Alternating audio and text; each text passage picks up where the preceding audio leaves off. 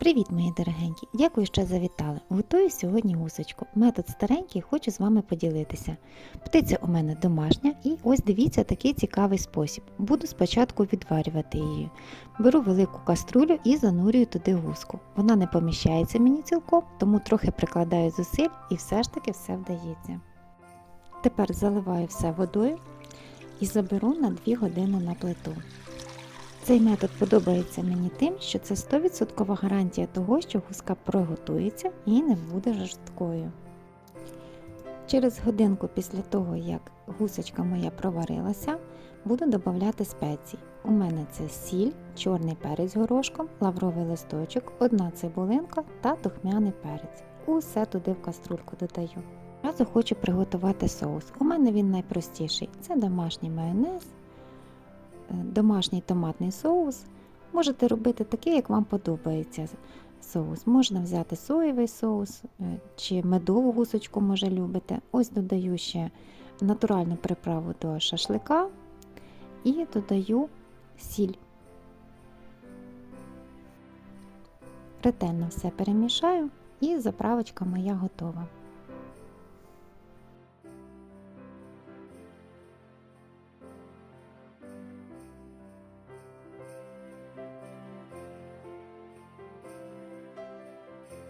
Все, гуска проварилась, я її дістала та виложила на деко застелене фольгою. Ніжки замотала також фольгою, але тільки для того, щоб не стирчали.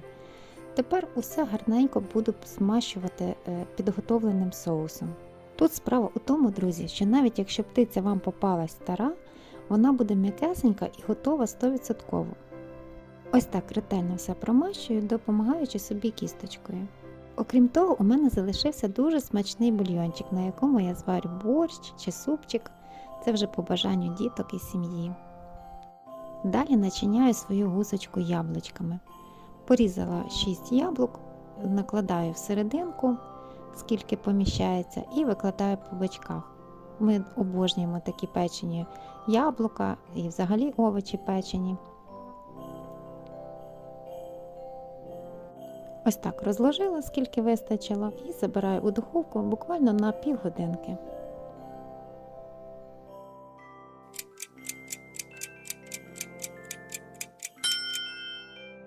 Гусочка моя готова, будинок наповнився неймовірним ароматом і ось можна буде смакувати. Переклала її на тарілку, хочу гарненько все викласти і трішки прикрасити. Тут же все по вашому бажанню, використовуйте те, що маєте. Для нас це один з таких досить великих бонусів села – домашні продукти. І яблука, і фрукти, і овочі, і птиця, м'ясо – все домашнє маємо можливість мати. Ось прикрашаю ще кріпчиком.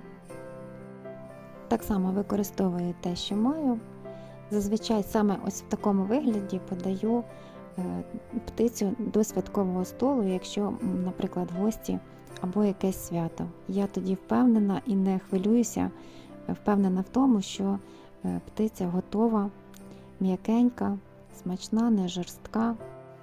Прикрасила ще трішки гранатовими зернятами і хочу показати вам, наскільки дійсно м'яско готове, м'ягесеньке, просто відстає від кісточки. Дуже смачне, скоринка дуже смачна.